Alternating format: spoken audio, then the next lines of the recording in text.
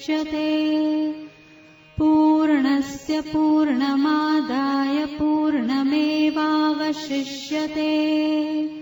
ॐ शान्ति शान्ति शान्तिः।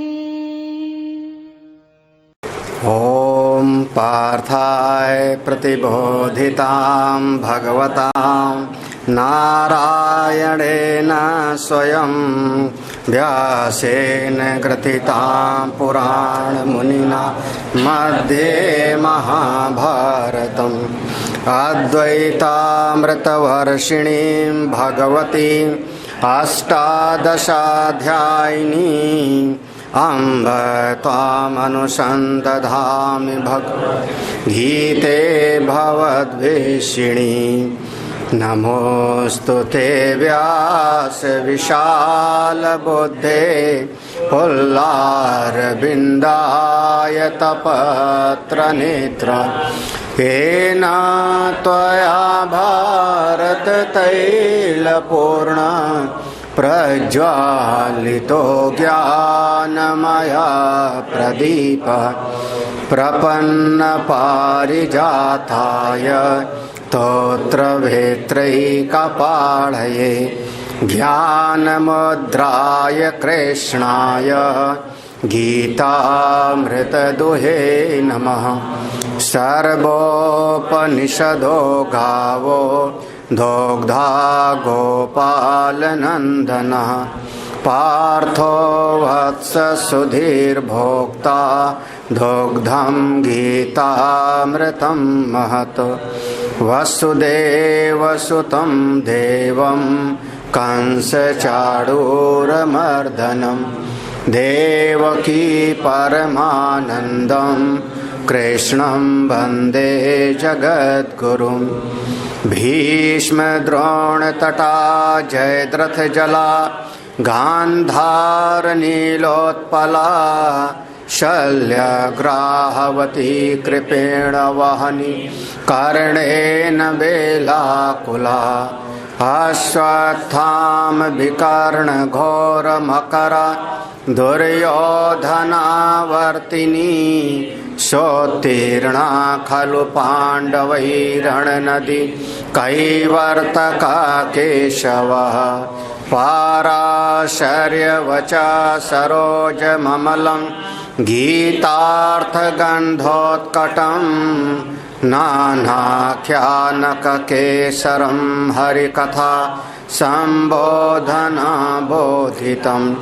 लोके सज्जनषट्पदैर्हरः पेपीयमानं मुदा भूयात् भारतपङ्कजं कलिमल प्रध्वंसिना। मूकं करोति वाचालं पङ्गुं लङ्घयते गिरिं यत्कृपातमहं वन्दे परमानन्दमाधवम्। यं ब्रह्मा वरुणेन्द्ररुद्रमरुतः स्तुवन्ति दिव्यैस्तवैः वेदैः साङ्गपदक्रमोपनिषदैः गायन्ति यं सामगा।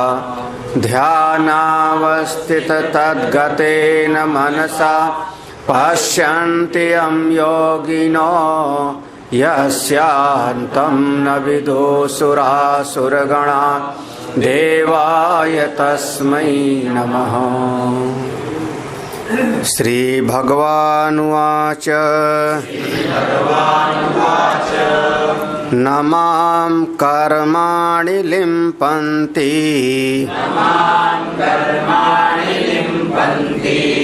न मे कर्मफले स्पृहा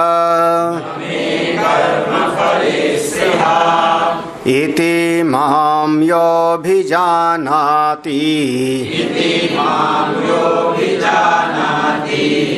कर्मभिर्न स बध्यते। एवं ज्ञात्वा कृतं कर्म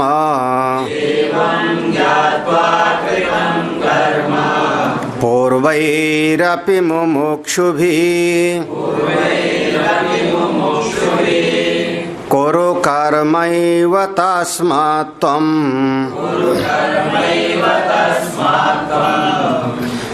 पूर्वै पूर्वतरं कृतम्।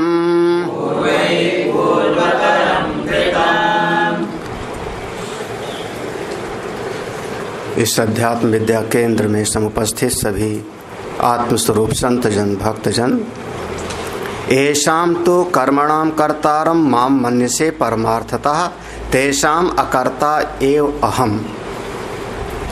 इस जगत में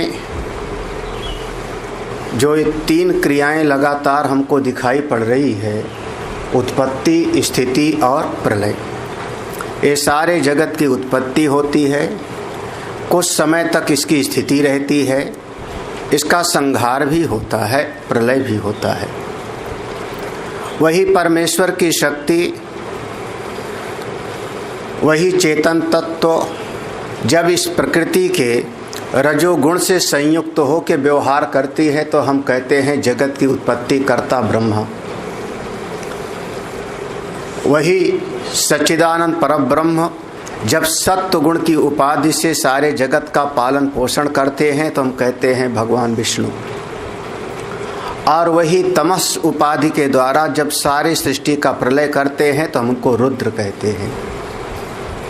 ब्रह्मा, विष्णु और महेश, ये सारे के सारे जो तीनों कार्य ये सारे जगत का हो रहा है, ये सब का सब ये सोपाधिक रूप से हो रहा है, मायिक रूप से हो रहा है, प्रकृति के द्वारा हो रहा है। वास्तव में जो परब्रह्म परमात्मा है वो कुछ भी करता नहीं। क्रिया हो रही है, हमारा हाथ काम करता है, मैं नहीं कर रहा हूँ। वाणी हमारी बोल रही है लेकिन मैं नहीं बोल रहा हूँ। जो इस रहस्य को समझ जाएगा वो परब्रह्म परमात्मा के भी रहस्य को समझ जाएगा। इंद्रियां काम कर रही हैं, आंख देख रही है, कान सुन रहा है, लेकिन मैं तो चेतन तत्व हूँ, इससे पूरी तरह से निर्लिप्त हूँ। जब हमको अपने शरीर में ये बात समझ में आ जाती है तो इस सारे जगत में, सृष्टि में ऐसी समझ लो कि सारे जगत की उत्पत्ति, स्थिति, प्रलय ये तीनों वह उपाधियों के द्वारा हो रहा है, लेकिन जो शुद्ध चेतन परब्रह्म है वो कुछ भी करता नहीं। अगर कोई भी व्यक्ति ऐसा समझ लेवे कि भगवान वास्तव में कर रहे हैं तो अभी उसने भगवान के स्वरूप को ठीक नहीं समझा। भगवान कर नहीं रहे हैं, उनकी सन्निधि मात्र से कोई न कोई एक अलग सी उपाधि करती है। बिजली हमको हवा दे रही है क्या? बिजली हवा दे रही है? हाँ। या बिजली हमको गर्म कर रही है? या बिजली हमको, बिना बिजली के कोई भी कार्य नहीं होगा, बिना बिजली के कोई कार्य नहीं होगा। लेकिन उसी बिजली में हमने फ्रिज रूपी मशीन लगा दिया तो ठंडा करता है, उसी बिजली में हमने पंखा लगा दिया तो हवा करता है, उसी बिजली में हमने हीटर रूपी मशीन लगा दिया तो वो गर्म कर रहा है। असल में उस विद्युत से पूछो, बिजली तत्व से पूछो, तुम क्या करते हो, ठंडा की गर्म?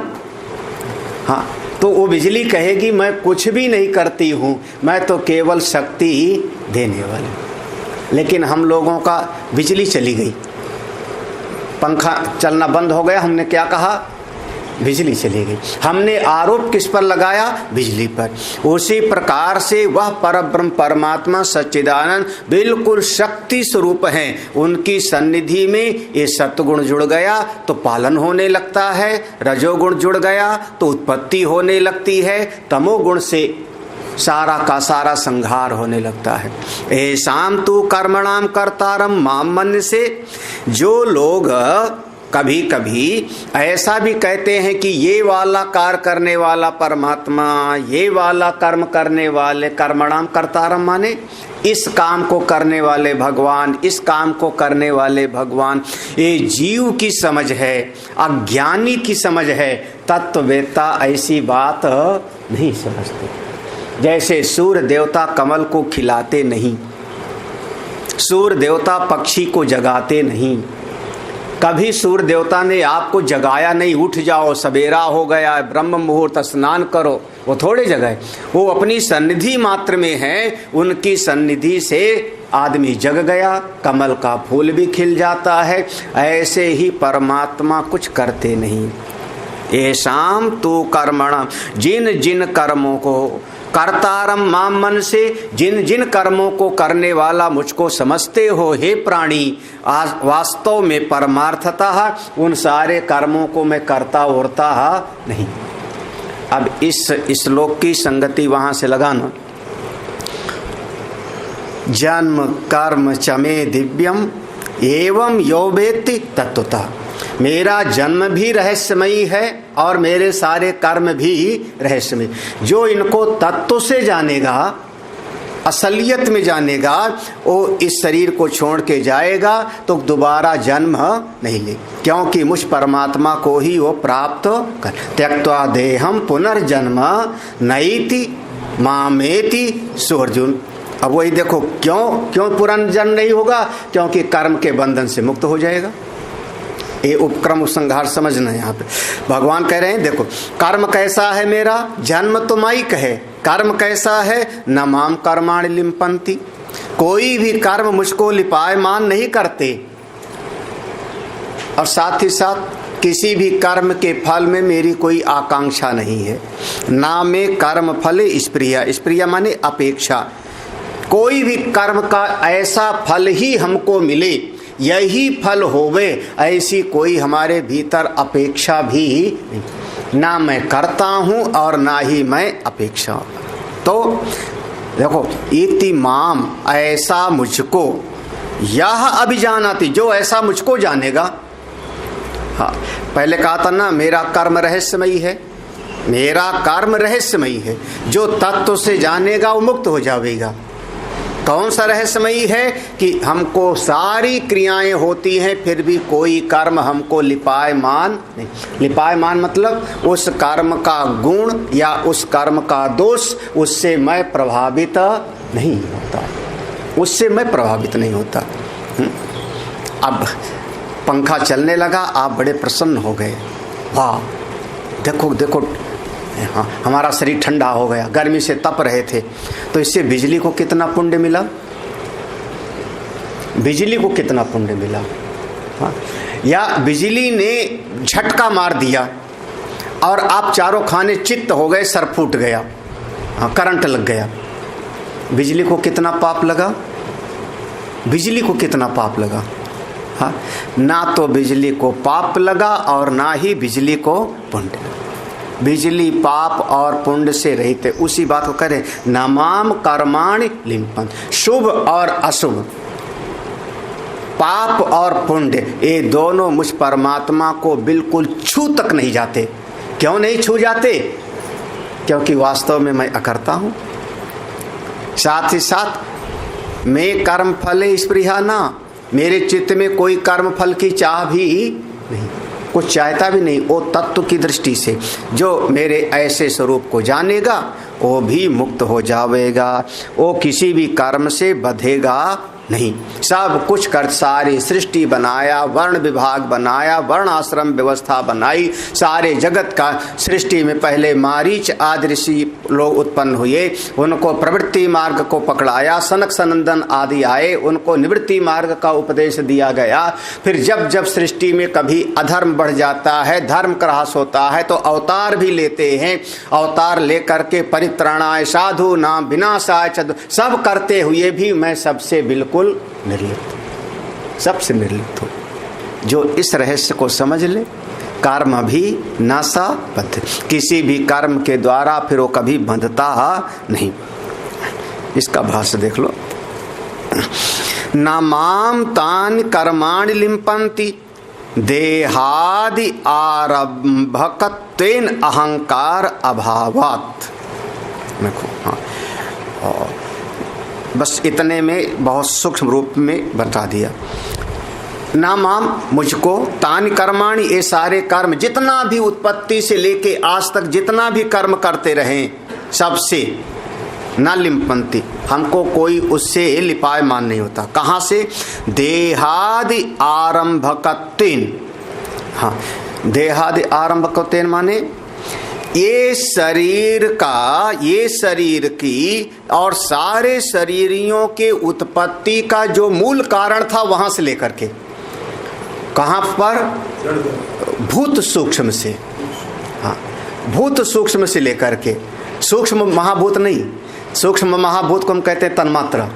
ये शरीर आदि का जो आरंभक है उसको हम कहते हैं भूत सूक्ष्म। जैसे बिजली चलती है तो बिजली किसी न किसी माध्यम के ऊपर से चलेगी, तार के ऊपर से चलेगी, बिना तार के बिजली नहीं जाएगी। उसी प्रकार से यह जो जीव चलता है और नया शरीर धारण करने के लिए कैसे जाता है, तो इस शरीर को छोड़ के जाता है तो भूत सूक्ष्म लेके जाता है, और जब फिर पैदा होगा तो भूत सूक्ष्म के साथ पैदा होता है और वही विस्तार में होता है।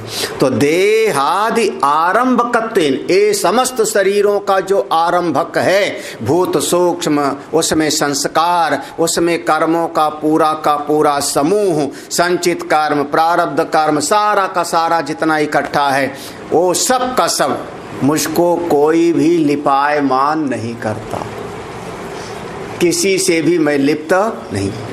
वहां से लेके यहां तक, शुरू से लेके वो जो कर्मों का संस्कार था उससे भी मैं लिपायमान नहीं हुआ, क्योंकि उसका भी दृष्टा था, साक्षी था। शरीर की उत्पत्ति हो गई, हिरण्यगर्भ बन गया, ब्रह्मा बन गए, महातत्व बन गया, 5 महाभूत बन गया, मैं उससे लिप्त नहीं हुआ, बिल्कुल नहीं। 2 विभाग हो गया, देवता और असुर का, मेरा उसमें कोई लिपायमान नहीं हुआ, बना बिल्कुल बना। 14 लोक बन गए, बिल्कुल सृष्टि बन गई। 4 प्रकार के जीव बन गए, अंडज, स्वेदज, जरायु, उद्भिज, मेरा किसी से कोई लिपायमान नहीं है। ये कहने का मतलब देहादि आरंभकत्वेन माने हिरण्यगर्भ से लेकर के, ब्रह्मा से लेकर के और सारी उत्पत्तियों के द्वारा जितना कुछ होता गया, इन सब से मेरा जरा भी कभी छू तक नहीं जाता मुझको। असंगो ही अयम पुरुष, यह परम पुरुष सबसे असंग है। मैं तो सबसे असंग हूँ, सबसे असंग हूँ, दृष्टा साक्षी, बिल्कुल निर्लिप्त हूँ। जो ऐसा समझता है वो कभी बंधन में नहीं पड़ता। जो परमात्मा को ऐसा पहले भी कहा था, जो अपने आप को ऐसा समझेगा वही परमात्मा को समझ पाएगा, क्योंकि आत्मा ही परमात्मा। हाँ, क्या कह रहे हैं? अहंकार अभावात हेतु है। क्यों नहीं कर्म क्यों नहीं लिपायमान होता? क्योंकि अहंकार अभावात, मैं करने वाला हूँ, इस वृत्ति का कभी भीतर उदय ही नहीं होता। वही जैसे सूर्य देवता के भीतर ये वृत्ति कभी नहीं उदित होती कि मैंने अंधकार को भगा दिया, अंधकार को मैंने भगाया, ये वृत्ति सूर्य देवता में कभी होगी नहीं, जबकि उनकी सन्निधि से अंधकार चला गया। बिल्कुल उसी प्रकार से, ठीक उसी प्रकार से अहंकार अभावात, मतलब अहंकार यहाँ पर अंतःकरण का एक वृत्ति वाला नहीं, मन बुद्धि चित्त अहंकार नहीं, अहंकार अभावात मान ली, बिल्कुल कर्तृत्व भाव से मुक्त हूँ। होता है मेरी सन्निधि से होता है, मेरी सन्निधि से होता है, मेरी उपस्थिति मात्र से होता है। मैं वो सत्ता प्रदान करने वाला हूँ। हाँ, लेकिन मेरे भीतर कर्तृत्व का भाव नहीं है। हाँ, ये भगवान नहीं कहेंगे, अरे भगवान कभी अगर कह भी देते मैंने बनाया सब, मैं चला रहा हूँ, तो ये कहने में कोई वहाँ दोष नहीं है, प्रसंग के अनुसार उसका अर्थ समझना पड़ता है। वास्तव में भगवान कुछ भी नहीं करते, कुछ भी नहीं करते। हाँ, लोग भ्रम हम पर करें, हाँ, केवल जीव आरोपित करता है, जीव आरोपित कर देता है। हाँ, अच्छा देखो दूसरी बात कहा, न च तेषां कर्मणां फलेषु में स्पृहा तृष्णा, किसी कर्म से सिद्धि और असिद्धि हो जावे, सफलता और असफलता हो जावे, इसका भी मेरे भीतर कोई बहुत चाह नहीं। अब बताओ, अब हम चाहें कि रावण मरी जावे, हाँ, रावण भगवान के चाहने से रावण को मारना पड़ा। चाहा किसने था कि रावण मरे? भगवान ने चाहा था? कहीं ढूंढ के बताओ कि भगवान ने चाहा कि रावण मरे? देवताओं ने चाहा था, हाँ, वहां से शुरू कर लो। देवताओं ने चाहा था कि प्रभु कुछ करो, है ना। फिर उसके बाद और नीचे आ जाओ, भगवान का अवतार हो जाएगा। उसके बाद दूसरे ने चाहा, तीसरे ने चाहा, महात्मा ने कहा जाके मारो, ये अस्त्र शस्त्र ले लो। अगस्त ऋषि ने कहा होगा वो मुनियों को द्रोही है। फिर विभीषण ने कहा होगा प्रभु मारिए इसको। भगवान ने कब चाहा कि रावण को मैं मारूं? हाँ, हिसाब लगाओ, हिसाब लगाओ भगवान क्या करते हैं। बचपन से लेकर के राम जी का दृष्टांत ले लेते हैं। भगवान अपनी मर्जी से अवतार लिए कि देवताओं की जो है जब पिट रहे थे देवता लोग तो पुकारे जय जय सुरनायक जन सुखदायक प्रणत पाल। देवता लोग पुकारे प्रभु कृपा करो, तो भगवान ने कहा कोई बात नहीं, तुम चाहते हो तो मैं आता हूँ। वहाँ से शुरू कर लो। हाँ, फिर भगवान जब आए तो अपनी महिमा में आए, चार भुजाएं, पीतांबर पहने हुए, मुकुट पहने हुए। हमारी कौशल्या अम्बा कहती कहीं बालक ऐसा पैदा होता है, बालक बन जाओ, छोटे बन जाओ, छोटे बन जाओ। कीजय शिशलीला, कीजय, कीजय माने आज्ञा है। भगवान ने कहा ठीक है मैं बालक हो जाता हूँ। और आगे फिर उन्होंने कहा बालक पैदा होता है तो रोता है, अभी तो रो ही नहीं रहे हो।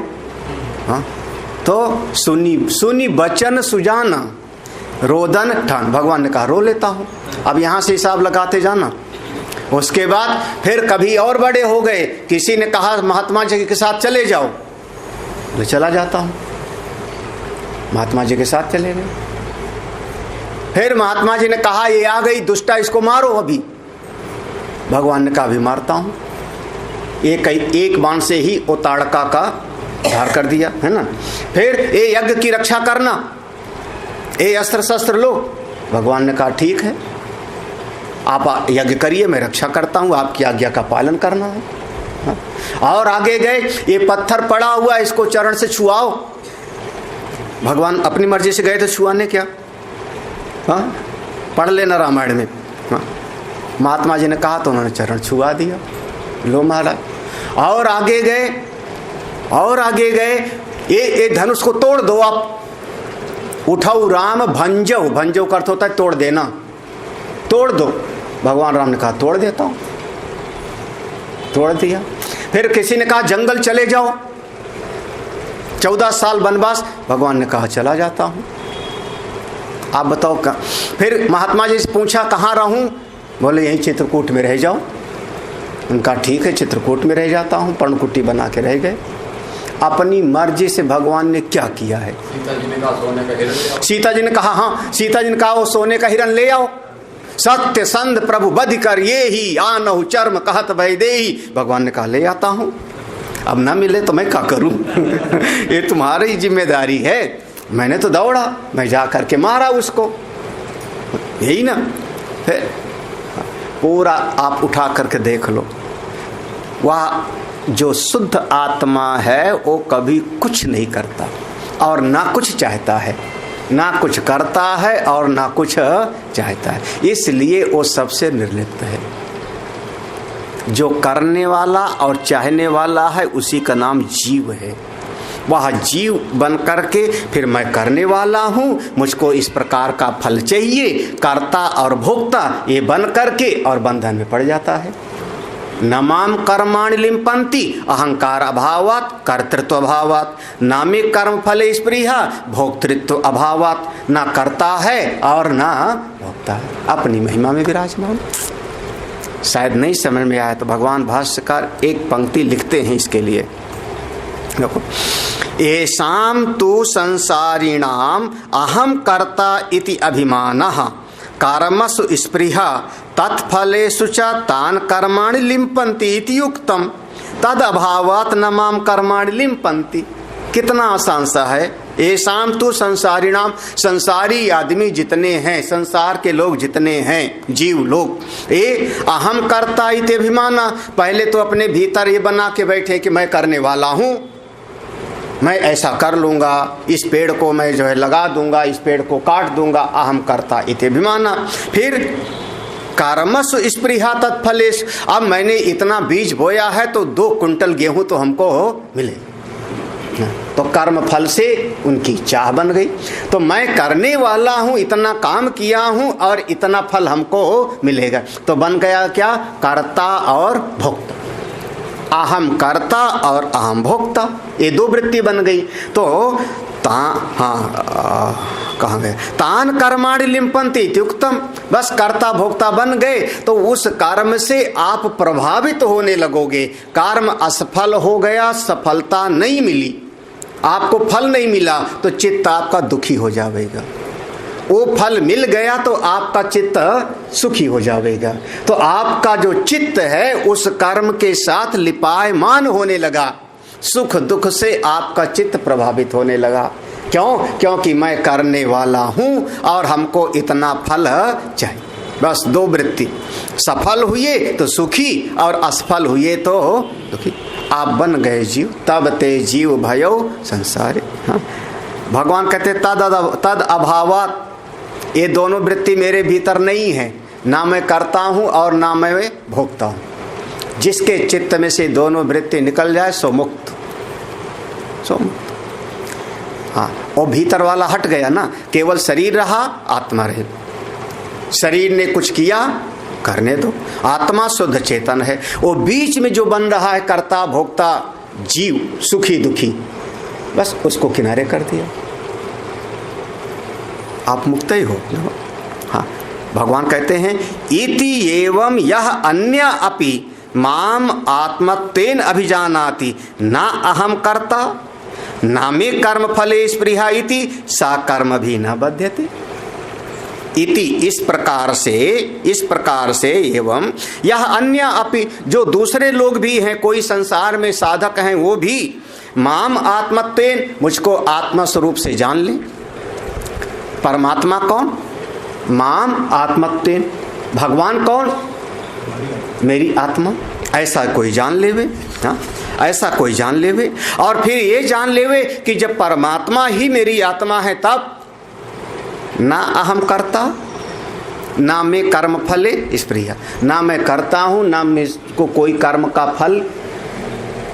और जो कहते हैं ना कर्म फल के लिए आदमी बिल्कुल जो है मरा जाता है, इतना ही चाहिए, ऐसा हो नहीं चाहिए। हाँ, सबसे बढ़िया जीवन जीने की कला है कि आप जो हुआ सो करो, चाहो ही मत कुछ। जो मिल जाए उससे भी मस्त रहो, उसमें क्या है? जो मिल जाए उससे भी खुश रहो। हाँ? जितना मिल जाए, और नहीं मिला तो भी कौन से हाँ? नहीं, आज तो हमको जो है ये चीज आज हमको ये चीज खानी ही है बाजार में, चाहे जहां मिले। क्या हो गया? अभी फंस जाओगे, ये फंस जाओगे। हाँ? सहज जीवन जियो ना। हाँ, जीवन जीने की कला है बिल्कुल सहज। नदी में जो कुशल तैराक है ना, वो नदी की धारा के विपरीत नहीं तैरता। जो कुशल तैराक है कई बार नदी में जाके छलांग लगाता है और हाथ पांव ढीला छोड़ देता है और धीरे धीरे नदी के भाव धार के साथ में उस पार पहुंच जाता है। वो कूदता एक दिशा में है, निकलता कहीं और है, लेकिन उस पार पहुंच जाता है। और जो ज्यादा हाथ पांव चलाता है, मुझको सीधे उस पार करना है, थक भी जाएगा, डूबने का भी खतरा उसको रहता है, दोनों रहेगा। ये संसार की एक नदी बह रही, आप बिल्कुल ढीले हो जाओ, हल्के हो जाओ। ना आप करता हो ना भोगता हो, जैसा जीवन चल रहा है बढ़िया चल रहा है। हाँ? बढ़िया चल रहा है। भोजन मिला कि नहीं? आज चाय मिली कि नहीं मिली? चाय मिली कि नहीं मिली? भोजन मिला कि नहीं मिला? वस्त्र है शरीर पर कि नहीं है? तो इतने में क्यों नहीं संतुष्ट रहते? बाकी जो हमारे प्रारब्ध में होगा मिल जाएगा। नहीं, हमको तो ये वाला ही पद चाहिए, ये वाली नौकरी चाहिए, ये वाला फसल चाहिए, ये वाला कपड़ा चाहिए। हाँ, कपड़े का भी ब्रांड अलग अलग होता है, हाँ ना। ये वाला कपड़ा मैं नहीं पहनूंगा, कौन सा कपड़ा पहनूंगा? पता नहीं कौन कौन से ब्रांड आते हैं। अभी हरिद्वार में हमने सुना। आप लोग क्या समझते हो? हम संतों के भी अलग अलग ब्रांड होते हैं। हाँ, आपे लोग नहीं, एक से अब ये वाला कपड़ा नहीं पहनेंगे, यही वाला पहनेंगे, ये वाली चीज़ ना, चश्मा भी लगाएंगे तो ये वाला चश्मा नहीं, वो वाला चश्मा लगाएंगे, मोबाइल चाहिए तो ये वाला नहीं, बल्कि मोबाइल वाले तो क्या बढ़िया। हाँ, उसका भी अच्छा काम उतना ही करेगा, काम उतना ही करेगा, थोड़ी आवाज़ की क्वालिटी में फ़र्क पड़ जाएगा, स्पीड में फ़र्क पड़ जाएगा, लेकिन काम 5,000 वाला भी 10,000 वाला भी उतने करेगा और 50,000 वाला भी उतने करेगा। हाँ, तो जो मुझको जान लेगा वो खुद नहीं बनेगा। तो फिर यही तो बात है ना। तो इतनी आसान सी बात भगवान कहते हैं, बताओ ना, जो जानो परमात्मा को, और परमात्मा मेरी आत्मा है, तो जैसे परमात्मा है वैसे मैं हूँ, मैं करता नहीं हूँ, मैं भोगता नहीं हूँ, बस इतने में मुक्त हो गया, इतने में मुक्त हो गए। देखो तास्य अपि, देखो कर्म भी न सा कर्म भी न बध्यते, वो कर्म से बंधन को नहीं प्राप्त होगा। तास्य अपि न देहादि आरंभकाणि कर्माणि भवन्ति इत्यर्थः। जो ऐसा जान लेगा, थोड़ा ध्यान से समझना इस पंक्ति को, तास्य अपि, जो परमात्मा को आत्मत्वेन समझेगा और परमात्मा के स्वरूप से अपने स्वरूप को एकीभूत कर लिया कि मैं भी करता भी नहीं और भोगता भी नहीं, ऐसा जो महापुरुष होगा वो देहादि आरंभकाणि कर्माणि, जो अगले शरीर का आरंभक है, इसीलिए कह रहा हूं शब्द पर गौर करना, अगले पुनर्जन्म के अगले शरीर का जो आरंभक है, कौन? क्रियमाण कर्म, आगामी कर्म। इस शरीर से कोई कर्म करोगे, उस कर्म का फल हमको आगे जाके मिलता है, प्रारब्ध बन के आएगा। तो ये जो शरीर से किया गया जो कर्म होगा वो अगले शरीर का हेतु बनता है। तो वो जो अगला वाला शरीर है उसका आरंभकाणी, देहादि आरंभकाणी कर्माणि न भवन्ति, उसका फिर आगामी कर्म कुछ बनता नहीं, उसका कोई क्रियमाण नहीं। जैसे इसका ज्ञान हुआ, ज्ञान होते ही संचित तो भस्म हो गया, क्रियमाण आगे बनता नहीं, और प्रारब्ध शरीर का होगा ये जान गए, आत्मा का कभी कोई प्रारब्ध होता नहीं, जीवन मुक्त हो गए। ऐसे महापुरुष धन्य हैं जो इस तत्व को जान गए। ना अहम कर्ता, इस ये 14वां श्लोक उसका उपसंहार है। हाँ, उसी का उपसंहार है। हाँ, 13वां नहीं, 9वां श्लोक देखना ना, जन्म कर्म च मे दिव्यम एवं यो वेत्ति तत्वतः त्यक्त्वा देहम पुनर्जन्म नैति मामित। उसको पुनर्जन्म नहीं लेना होगा यहाँ पर। क्यों नहीं? क्योंकि कर्मों का बंधन उसका समाप्त, कर्म भी ना बद्धते, तो पुनर्जन्म नहीं। उसने आत्मा को परमात्मा जान लिया। इस ज्ञान को बहुत सारे लोग पाए हैं ना, शायद 10वां श्लोक है, बहुत सारे लोग इस ज्ञान को प्राप्त करके मुक्त हो गए हैं। तो वहां पर जैसे कई पीढ़ी दर पीढ़ी ज्ञान को प्राप्त किए, उस श्लोक का यहाँ पर देखो उपसंहार 15वें में। हाँ हाँ, ना अहम कर्ता ना में कर्म फले स्प्रिया। तो जैसे वहां पर कहा था बाहवो ज्ञान तपसा पूता मदभावम आगता बीतराग भय क्रोधा, ऐसे आया था। तो वो एवं ज्ञात्वा कृतम कर्म, इस प्रकार से सत्संग से जान करके, शास्त्र के माध्यम से ज्ञात्वा माने जान करके, एवं ज्ञात्वा इस प्रकार से जान करके, कृतम कर्म पूर्वई अप मुमुक्षु भी, पूर्वई ही अपि, पूर्व में बहुत सारे मुमुक्षुओं ने कर्म करते हुए भी कभी बंधन को प्राप्त नहीं किया। एवं ज्ञात्वा इस प्रकार से जान करके, कृतम कर्म, कर्म करते हुए भी, पूर्वई पूर्व में पहले अनेक अनेक महापुरुष कर्म करते हुए भी कभी बंधन में नहीं। इसलिए अर्जुन उपदेश है, कुरु कर्मैव तस्मात् त्वं, तस्मात् इसलिए तुम ऐसे ही कर्म करो जान करके, पूर्वई पूर्वतरम कृतम, आपके पूर्वज से भी, पूर्व महापुरुषों ने जैसे किया था वैसे करो। महाजनो येन गता सा पंथा। बहुत सटीक देखो यहाँ तक जो है, यहाँ पर एक उपसंहार हो रहा है कि इस प्रकार से जैसे पूर्व में बहुत सारे महापुरुषों ने साधना करके इस तत्व का बोध प्राप्त किया, आज्ञा हो गई, ये विधि हो गया, ये विधि हो गई। कुरु कर्मयु तस्मात् त्वम्, तस्मात् इसलिए तुम भी वैसे करो। ये जान लो कि मैं करता नहीं हूँ और मैं भोगता नहीं हूँ, तो तुम्हारा क्रियमाण बनेगा नहीं। अगला शरीर का आरंभ करने वाला कोई कर्म नहीं रहेगा, तो तुम्हारा अगला जन्म नहीं होगा, तुम मुझको प्राप्त कर लोगे। भाष्य देख लो। एवं ज्ञात्वा कृतम कर्म पूर्वः अपि अतिक्रांतै मुमुक्षुभि कुरु तेन कर्म एव त्वं न तूष्णीम आसनम नापि संन्यासा कर्तव्या। करें एवं ज्ञात्वा, इस प्रकार से जान करके, कृतम कर्म, जो कर्मों का रहस्य है उसको जान करके, पूर्व अपि, पूर्व में बहुत सारे महापुरुष, अतिक्रांतै ही मुमुक्षु भी, महापुरुषों ने इस भवसागर का अतिक्रमण कर दिया, इस संसार सागर से पार हो गए थे बहुत पहले। तो कुरु तेन कर्म एव त्वम्, तो उसी प्रकार से तुम भी करो, जैसे महापुरुषों ने किया था वैसे तुम करो। मुक्ति चाहिए, शांति चाहिए, ऐसे तुम भी करो। नहीं मैं तो चुपचाप बैठा रहूंगा कमरे में, भगवान कर देवेंगे, तो भगवान को क्या गर्ज पड़ी है कि तुम्हारा आके उद्धार कर देवे।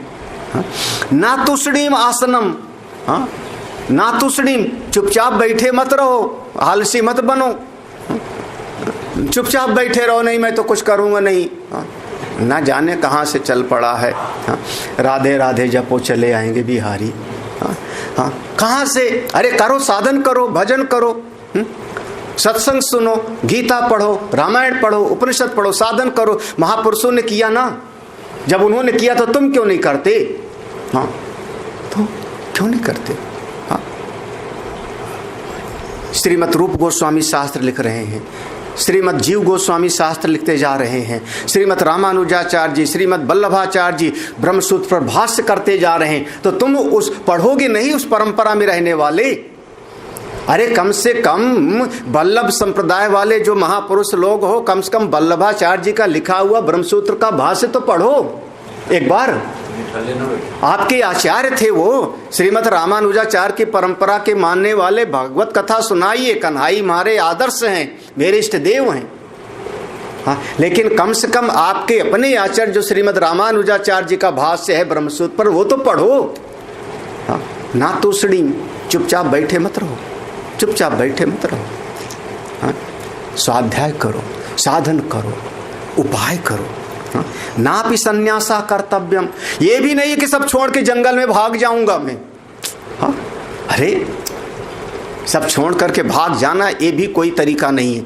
लगन लगाओ, मेहनत करो, जूझो इसमें। क्या बढ़िया शब्द है भगवान का। ना तुष्णीम आसनम ना भी संन्यासा कर्तव्य, ये तुम्हारा कर्तव्य नहीं है। स्वाध्याय में लगो, साधन करो, अपनी आत्मा को जानो, जो मेरे इष्ट देव हैं भगवान श्री कृष्ण, उनके स्वरूप को जानो। उन्होंने क्यों कहा कि जो मेरे तत्व को जानेगा वो कभी बंधन में नहीं पड़ेगा, उसका पुनर्जन्म नहीं होगा। ये भगवान ने कहा कि मेरे तत्व को जानेगा तो उसका पुनर्जन्म नहीं होगा, ये भगवान का वचन है। और अगर आप कोई भी ऐसा कहता है कि मैं बार बार जन्म लूं, तो इसका मतलब अभी भगवान को तत्व से जाना नहीं। जब भगवान का ही वचन है, बिल्कुल साफ साफ वचन है, कि जो मेरे को स्वरूप से जानेगा वो शरीर को छोड़ के जाएगा तो दोबारा इस भवसागर में नहीं आएगा। और आप अगर जोर दे के कहते हो मैं फिर से ही आऊं, इसका मतलब अभी भगवान के स्वरूप को भी तुमने ठीक से नहीं जाना, क्योंकि भगवान का गीता जी में ये वचन है। तो जानो, मेहनत करो, साधन में लग जाओ, आलसी मत बनो, आलसी मत बनो। तस्मात् त्वं पूर्वै अपि अनुष्ठित तत्वात् यदि अनात्मज्ञात्वं तदा आत्मशुद्ध्यर्थम तत्वविद चेत लोक संग्रहार्थम पूर्वै जनकादिभि पूर्वतरम कृतम न अधुनातनम कृतम निवर्तितम। देखो तस्मात् इसलिए तुम भी पूर्वई, अब जैसे तुम्हारे पूर्वज लोग महाजनों येन गत्ता सपंथा, बड़े बड़े महापुरुष लोग अनुष्ठित तत्वात्, जैसे जैसे श्रेष्ठ आचरण किए थे, यज्ञ किया, जप किया, तप किया, साधन भजन किया, उसको आप करो। यदि देखो अब यहां से समझना, यदि अनात्मज्ञ तुम, अगर तुम अभी अपनी आत्मा को नहीं जाने हो, अभी अपने इस अकर्ता अभोक्ता स्वरूप को नहीं जाने हो, तब तुम तदा आत्मशुद्ध्यर्थम, तब तुम आत्मशुद्धि के लिए करो, थोड़ा और तैयारी करो और परिश्रम करो। अंतःकरण शुद्ध हो जाएगा तो धीरे धीरे आप आगे जा करके जान लोगे कभी न कभी। अगर नहीं जानते हो तो अपनी आत्मा की शुद्धि के लिए, अंतःकरण की निर्मलता के लिए आप करिए। तो तस्मात् त्वं पूर्वैः अपि अनुष्ठितत्वाद् यदि अनात्मज्ञः, अगर तुम अपनी आत्मा को वास्तविक स्वरूप में नहीं जानते हो, त्वं तदा आत्मशुद्ध्यर्थम, तब अंतःकरण की शुद्धि के लिए कर्म करो, क्योंकि आत्मा स्वरूप से उपलब्ध है और नहीं अनुभव हो रहा है तो हमारे ऊपर कोई पर्दा पड़ा है। अंतःकरण का दोष, उसको शुद्ध करो। और देखो फिर तत्वविद चेत, चेत माने यदि, अगर तुम तत्व को जान गए, परमेश्वर के आत्मस्वरूप को जान गए, तो लोक संग्रहार्थम, तब फिर भी आप जप करो, स्वाध्याय करो, सत्संग सुनाओ।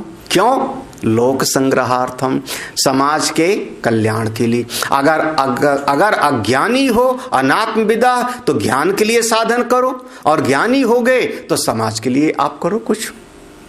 कैसे? जैसे जनकादि भी पूर्वतरम कृतम, जैसे बड़े बड़े जनक आदि राजाओं ने भी पहले किया था।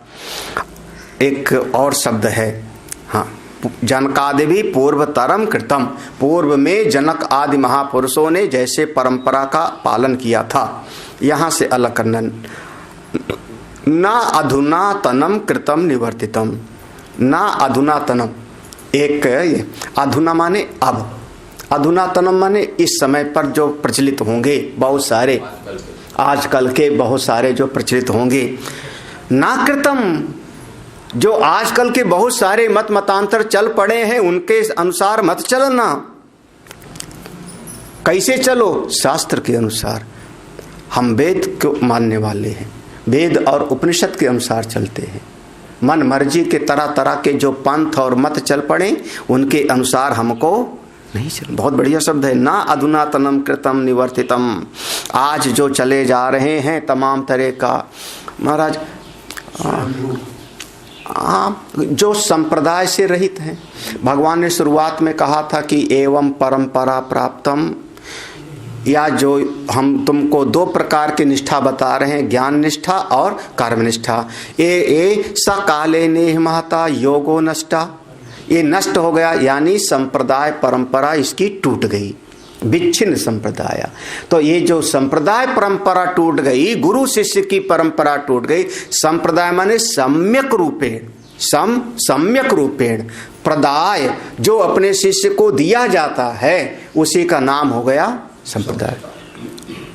भगवान ने अर्जुन को दिया ज्ञान का उपदेश, गुरुदेव वशिष्ठ ने राम जी को दिया, यही इसी का नाम है संप्रदाय। फिर राम जी ने जाकर के विभीषण को दिया, लक्ष्मण को ज्ञान दिया, लक्ष्मण जी ने जाकर के फिर वैसी ज्ञान को दिया, निषादराज गुह को दिया। ये है हमारा गुरु शिष्य परंपरा। ये गुरु शिष्य परंपरा से ही ज्ञान प्राप्त करना चाहिए। मन मर्जी वाले तमाम तरह के मत मतांतर का पालन हमको नहीं, उससे फिर अपना भी बिगड़ता है, समाज का भी बिगड़ता है। अब आज के ज़माने में तो बहुत सारा है, ये भगवान भाष्यकार के भी समय में रहा होगा, तभी तो लिखना पड़ा। उस समय जैसे जैन धर्म था बोलबाला, बौद्ध धर्म का बोलबाला था। बौद्ध धर्म में भी कई मत थे, उनके सौतांत्रिक, वैभाषिक, योगाचार, माध्यमिक, ऐसे उनके अनेक मत थे। जैन दर्शन के तमाम मत थे, तमाम तरह के मत मतांतर थे। इधर उधर भटकना नहीं है, केवल अपना श्रुति प्रतिपादित वेद उपनिषद के अनुसार ही अपनी साधना को करो। यहाँ पर एक प्रसंग पूरा होता है। ये प्रसंग भगवान ने, इसमें याद रखना 2-3 प्रसंग हो गया। अवतारवाद का निरूपण हुआ, अवतारवाद का, पुनर्जन्म का, वर्ण व्यवस्था का, और यह सारा का सारा जगत जो प्रकृति के अनुसार चलता है, प्रकृति ने बनाया है। परमात्मा सबको शक्ति देने वाले, सबके अधिष्ठान, सबके साक्षी हैं। अगला प्रसंग शुरू होगा। ये प्रसंग अब कर्म के विषय में है। इसी श्लोक से आगे बढ़ेगा। हाँ, गुरु कर्म। तो तत्र देखो, तत्र कर्म चेत कर्तव्यम तत्पश्चात् एव करोमि अहम किम विशेषितेन पूर्वै पूर्वतरम कृतम इति उच्यते यस्मात् महत् वैषम्यम कर्मणि कथम। भगवान ने पहले आज्ञा दिया ना, कुरु कर्मयु, ये आज्ञा है, कुरु आज्ञा है। कर्म ही करो, कर्म ही करो। तो ये शब्द लिया भगवान भाषण कर रहे हैं, तत्र कर्म चेत कर्तव्यम, अगर हमको कर्म करना ही मेरा कर्तव्य है। देखो, कर्म करना कर्तव्य है, ये भगवान ने कहा था। आलसी मत बनो, नंबर 1। सब छोड़ के भाग मत जाओ, नंबर 2। मनमर्जी का मार्ग मत पकड़ो, नंबर 3। ये 3 बातें कही थी। मनमर्जी वाले मतांतर मत पकड़ो, खाली बैठो मत, हाँ, और छोड़ के भागो भी मत, कर्म करो। तो अर्जुन के मन में क्या आया, तत्र कर्म चेत कर्तव्यम, अगर कर्म ही करना कर्तव्य है, तद्वचनात्, आपकी आज्ञा को मान करके, तो करोमि अहम, तो मैं कर्म करने के लिए तैयार हूं, फिर मैं कर्म करने के लिए तैयार हूं। तो किम विशेषतेन पूर्वै पूर्वतरम कृतम इति, तो आपने ये जो विशेषण दिया कि आपके पूर्वज से पूर्व के लोगों ने जो श्रेष्ठ कर्म किए थे, ऐसा विशेषण देने की जरूरत क्या थी? आपने जो बता दिया, कर्म करिए, तो मैं कर्म करने के लिए तैयार हूं। तो ये बताने की क्या बात थी कि जैसे पुराने लोगों ने किया था वैसे करो। अरे हम तो कर्म तो करेंगे। हाँ, अब बताओ, अब आजकल का कोई तर्क वितर्क करने वाला हो, तर्क वितर्क करने वाला हो, तो कहेगा जमाने के साथ हमको बदलना है, समय के साथ चलना है। आजकल की भाषा में समय के साथ चलना है। अगर समय के साथ नहीं चलोगे तो आप पिछड़ जाओगे, आपका समाज जो पिछड़ा रहेगा। पूछा कैसे? बोले हमारे पूर्वज बैल से खेती करते थे, 2 बैल जोतते थे, पीछे पीछे दिन भर जोता करते थे। अब आज के समय में ट्रैक्टर आ गया, तो क्या करूं, मैं भी अपने पूर्वजों के अनुसार बैल से खेती करूं क्या? अब देखो, अब तर्क करने के लिए ये तर्क हो जाएगा ना, ये तर्क हो जाए।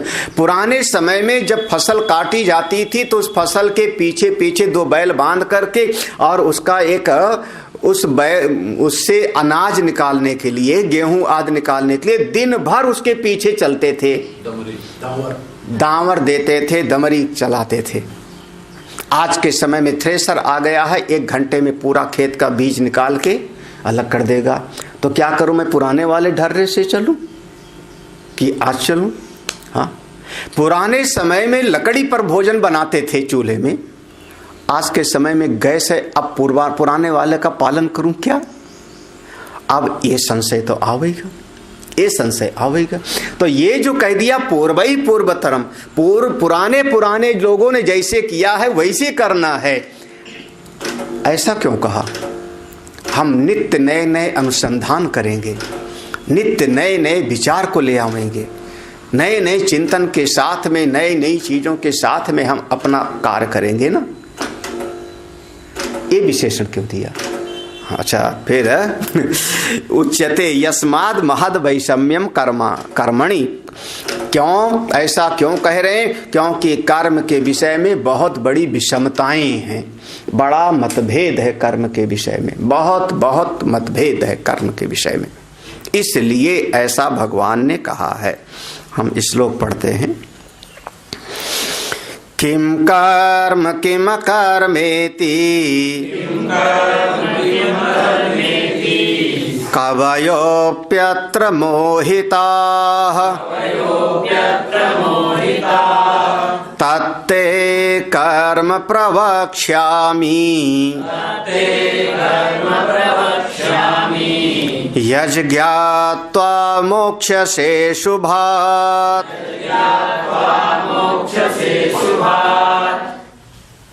अर्जुन, किम कर्म, कर्म किसको कहते हैं? किम अकर्म, अकर्म किसको कहते हैं? इति, दो शब्द, किम कर्म और किम अकर्म। कर्म क्या है और अकर्म क्या है? इति अत्र कवयो अपि मोहिता, इस विषय में तो बड़े बड़े विद्वान भी भ्रमित हैं।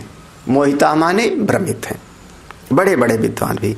इसलिए तुमको तत्ते कर्म प्रवक्ष्यामि, इसलिए तुमको कर्म के रहस्य को समझाता हूं, जिससे यज्ञात्वा, जिसको जान करके अशुभात मोक्ष से, समस्त अशुभ से तुम मुक्त हो जाओगे, शुभ अशुभ पाप पुण्य से परे हो जाओगे, साक्षी स्वरूप में चले जाओ। इसलिए तुमको बताता हूं। छोटा सा भाग से, किम कर्म किम चा अकर्म इति कवयो मेधाविनः अपि यत्र अस्मिन् कर्मादि विषय मोहिता मोहम गता।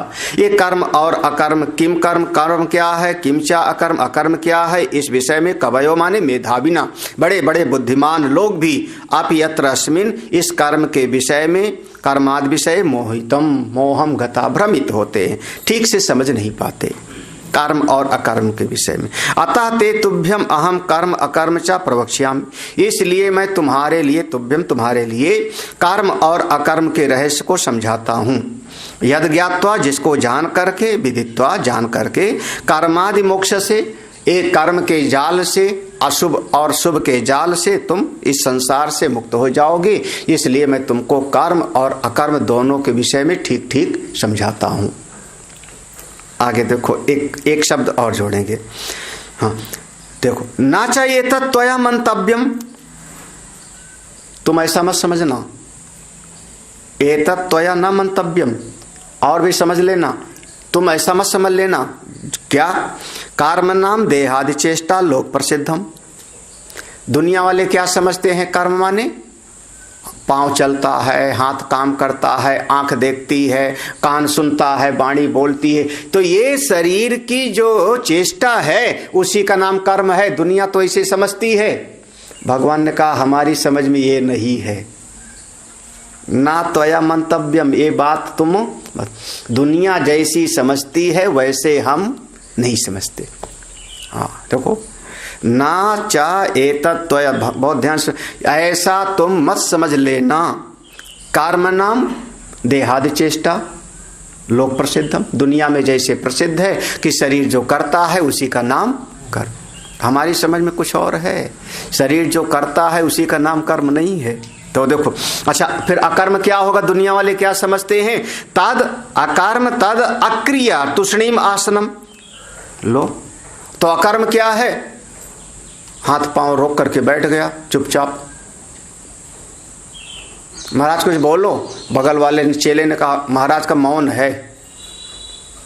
हाँ तो कौन हो गए महाराज? अब सिद्ध हो गया। कहा प्रसिद्ध हो गया? मौनी बाबा महाराज हैं, मौनी बाबा महाराज हैं। हाँ तो क्या कह दिया कि बोलते नहीं, बोलते नहीं। हाँ तो अब कौन हो गए? अकर्म। यही तो प्रसिद्ध हो गया ना। तो इंद्रियों की क्रिया का नाम कर्म और इंद्रियों को रोक लेने का नाम अकर्म। दुनिया में जो ये बात प्रसिद्ध है। कौन है बाबा जी? बोले ऐसे महात्मा है, खड़ेश्वरी बाबा हैं, 10 साल से बैठे ही नहीं। आप लोग शायद देखे होंगे खड़ेश्वरी बाबा को। खड़ेश्वरी बाबा बहुत होते हैं, पेड़ की डाल में झूला डाल करके और लटक गए और ऐसे हाथ करके और खड़े रहते हैं। और कई बार फिर जो है, और मन के भीतर जलन बहुत होती है, और बगल वाले महात्मा के पास लोग ज़्यादा क्यों जा रहे हैं, मैं खड़ा हुआ हूँ इतने साल से। हाँ अंदर से बहुत जलन होती है। हाँ? हमारे सीतापुर के आश्रम में खड़ेश्वरी बाबा आ गए। हाँ, हमारे आश्रम के बगल ही में खड़े हो गए। क्यों? क्योंकि महाराज के आश्रम में बहुत लोग जाते हैं, तो फिर अब जो आश्रम में आवे उनके पास न जावे तो उसको श्राप दे में। अब आज पुरानी बात है, अब इस समय पर कहाँ पर हैं खड़ेश्वरी बाबा हमको पता नहीं है। हाँ, है ना। अब इस समय कहाँ पर है नहीं पता, क्योंकि खड़ेश्वरी ये जो कहते हैं काठ की हांडी एक ही बार चढ़ती है। ये जो नकली पना है ज़्यादा दिन टिकता नहीं। थोड़े दिन चलता है। तो ये शरीर ने कोई काम किया तो बोले कर्म, और शरीर बैठ गया तो उसको नाम दे दिया अकर्म। भगवान कहते हैं हम ऐसा नहीं समझते। किम तत्र, फिर क्या, बोधव्यम, जानना चाहिए, बिल्कुल इस बात को समझना चाहिए।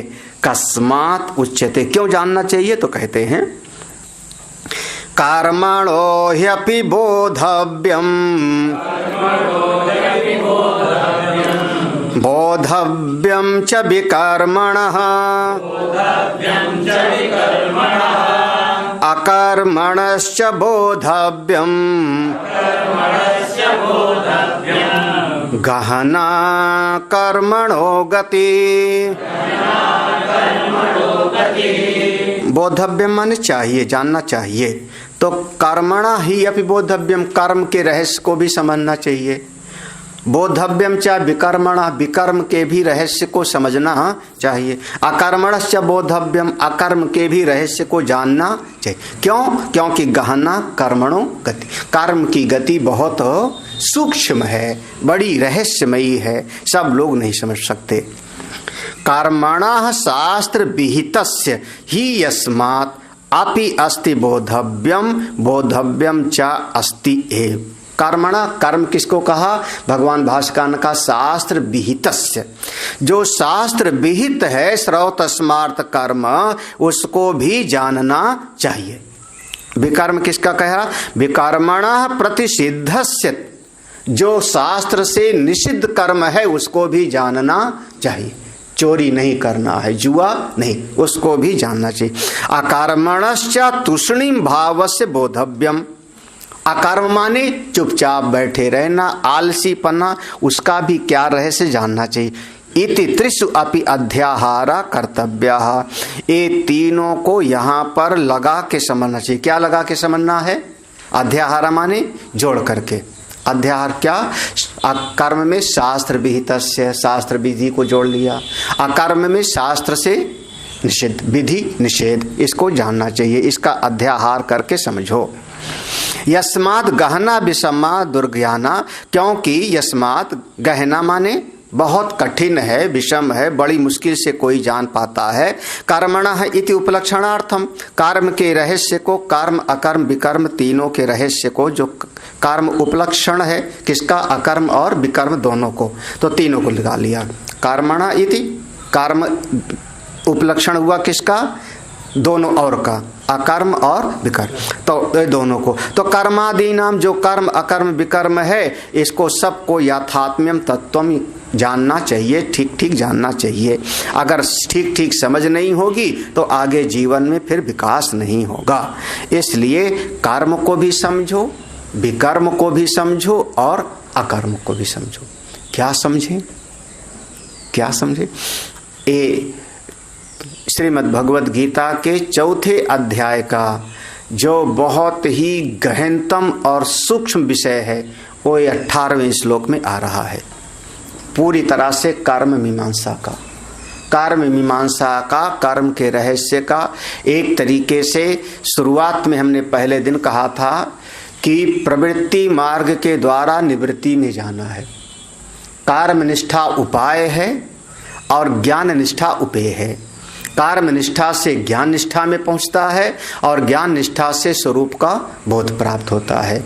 तो ये प्रवृत्ति मार्ग से निवृत्ति मार्ग में जाकर के ज्ञान निष्ठा में जाके स्वरूप को कैसे जानता है, उस विषय का प्रतिपादन है। तो मूलभूत श्लोक चौथे अध्याय का है। एक तरीके से कह दो माला का सुमेरु। तो हम लोग आगे इसको देखें। ओम पूर्णमदः पूर्णमिदं पूर्णात् पूर्णमुदच्यते पूर्णस्य पूर्णमादाय पूर्णमेवावशिष्यते। ओम शांति शांति शांति। हरि ओम। श्री गुरुभ्यो नमः। हरि ओम।